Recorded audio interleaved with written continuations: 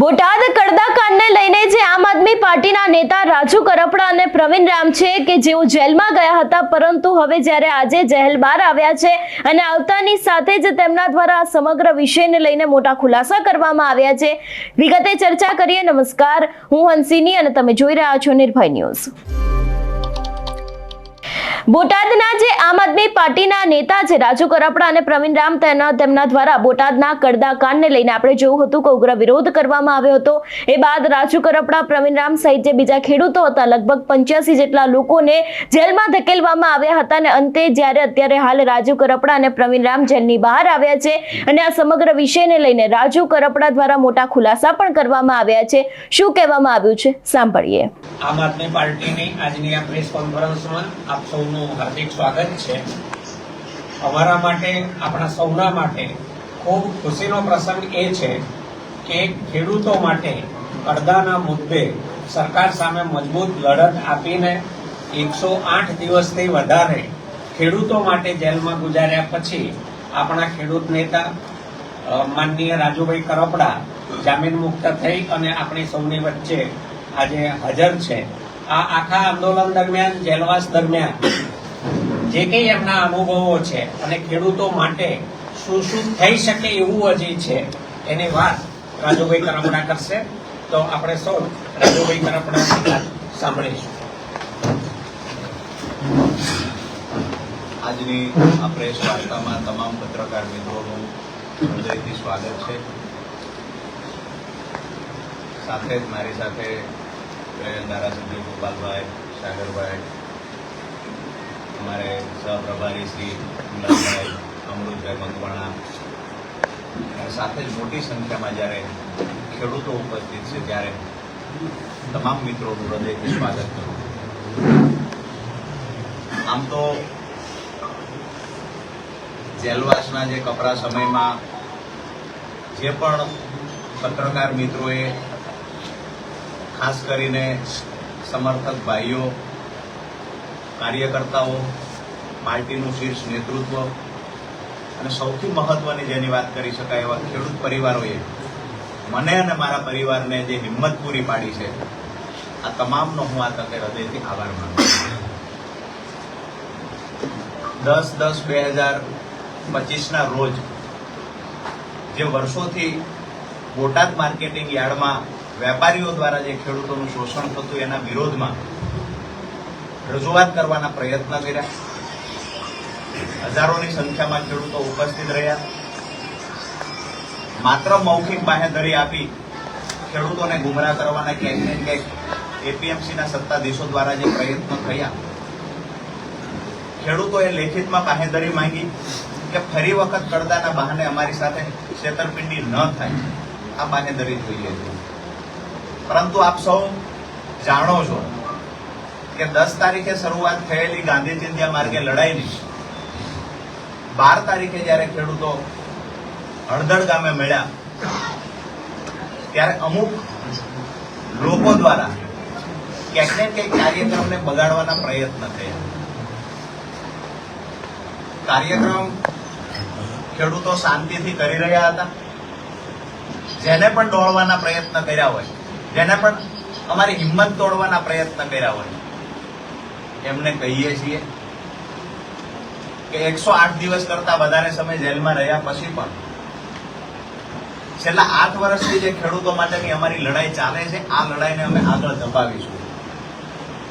ખેડૂતોના પાક નુકસાનના વળતરની વાત હોય, અતિવૃષ્ટિ અનાવૃષ્ટિના સમયે ખેડૂતોનું વળતર ચૂકવવાની વાત હોય, હાઈ ટેન્શન લાઇનનો પ્રશ્ન હોય, જમીન સંપાદનનો પ્રશ્ન હોય, સિંચાઈના પાણીનો પ્રશ્ન હોય, જ્યારે પણ ખેડૂતોએ અવાજ કર્યો છે અને મદદ માંગી છે ત્યારે અમે ખેડૂતોની સાથે ખંભે ખંભો આપીને ઉભા રહ્યા છીએ. આપ સૌના માધ્યમથી તમામ ગુજરાતના ખેડૂતોને અને મજદૂરોને ખાતરી આપું છું કે આવનાર સમયમાં પણ જે તાકાતથી લડતા એના કરતા બમણી તાકાતથી આવનાર સમયમાં ખેડૂતો માટે લડીશું. મહત્વની વાત એ છે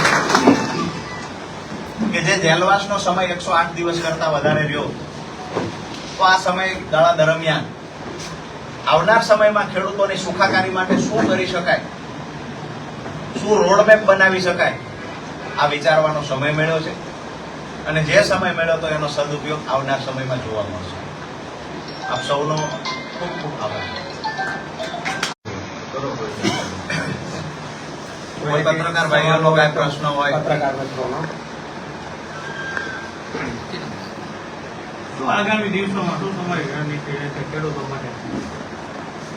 ખેડૂતો માટે જેમ મેં પહેલા કહ્યું કે જ્યારે પણ ખેડૂતોના જે પ્રશ્ન મહત્વના પ્રશ્ન ખેડૂતોના જે છે તો સિંચાઈના પાણીની વાત હોય, હાલ જે હાઈ ટેન્શન લાઈનના પ્રશ્ન ક્યાંક ઉપજતા હોય છે એની વાત હોય. ભૂતકાળમાં પણ છેલ્લા 8 વર્ષથી ખેડૂતો માટે જ્યારે જરૂર પડે છે ત્યારે લડ્યા છીએ, બોલ્યા છીએ. અને હું હર હંમેશ કહેતો આવ્યો છું કે ખેડૂત છે એ મારો પરિવાર છે અને પરિવારને બચાવવા માટે લડવું એ મારું કર્મ છે. હું મારું કર્મ જ્યાં સુધી જીવીશ ત્યાં સુધી કરતો રહીશ. અત્યારે એક ખેડૂતોની જે ખેતીલાયક જમીન છે એ ક્યાંક ને ક્યાંક એનર્જી પાવર વાળા અને બીજી કંપનીઓ દ્વારા તેને હડપવાની કોશિશ ગુજરાતમાં થઈ રહી છે. એમાં સુરેન્દ્રનગર જિલ્લામાં પણ હવે લોકો ધીમે ધીમે પગ પેસારો કરી રહ્યા છે. તો આગામી દિવસોમાં એ માટે આમ આદમી પાર્ટી દ્વારા ખેડૂતોના હિત માટે શું કાર્ય કરવામાં આવશે? હાલ પોણા 4 મહિના જેટલો સમય થયો જે હું જેલમાં છું. ગઈકાલે મોડી રાત્રે હું બહાર આવ્યો છું.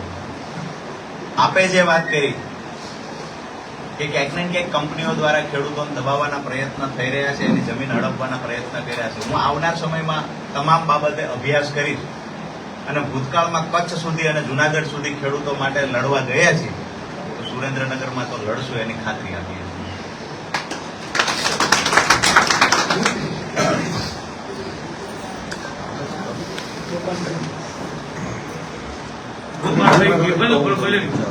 ગોપાલભાઈ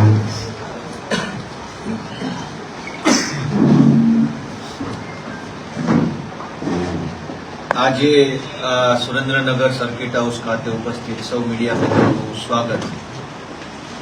આજે ગુજરાતભરના ખેડૂતોને એક હિંમત પૂરી પાડનાર, ખેડૂતોને એક ટેકો પૂરો પાડનાર અને ખેડૂતો વતી સતત લડી રહેલા અમારા લડાયક યોદ્ધા ભાઈ શ્રી રાજુભાઈ કરપડા પોણા 4 મહિના જેટલા લાંબા સમયના જેલવાસ પછી આપણા સૌની વચ્ચે આવ્યા છે. એ બદલ હું એમનું સ્વાગત કરું છું અને આવકારું છું. આમ તો જેલમાં જવું એ સમાજમાં સારી બાબત નથી ગણાતી, પરંતુ કોઈ બીજાના માટે સંઘર્ષ કરતા કરતા, બીજાના હક માટે, બીજાને ન્યાય અપાવવા માટે થઈ અને જેલમાં જાય તો સમાજ એ માણસને બિરદાવે છે, સમાજ એ માણસનું સ્વાગત કરે છે અને સમાજ એ માણસને હંમેશા આગળ લઈ જવા માટે મદદ કરે છે. બોટાદની અંદર કડદો થાય છે, વાત એટલા પૂરતી મર્યાદિત નથી.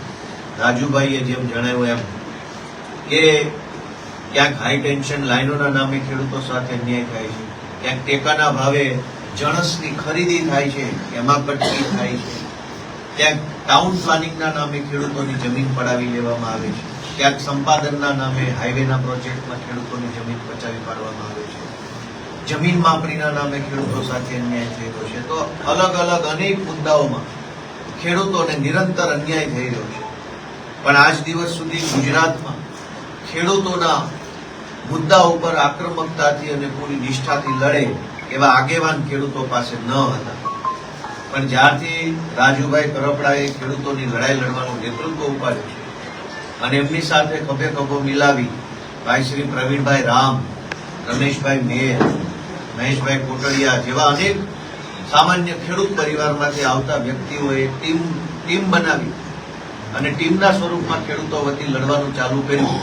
ત્યારથી ગુજરાતભરના ખેડૂતોને એક નવી આશા જન્મી, ભરોસો જન્મી અને ખેડૂતો ખૂબ મોટી સંખ્યામાં રાજુભાઈ કરપડા, પ્રવીણભાઈ રામ અને આમ આદમી પાર્ટી સાથે જોડાવા લાગ્યા. અને એનાથી ભાજપના પેટમાં તેલ રેડાયું. રાજુભાઈ ઉપર ખોટી એફઆઈઆરો કરી, 1 થી ન ધરાયા તો 2 એફઆઈઆર ખોટી કરી અને એમને પૂરી યાતના આપવાનું કામ કર્યું.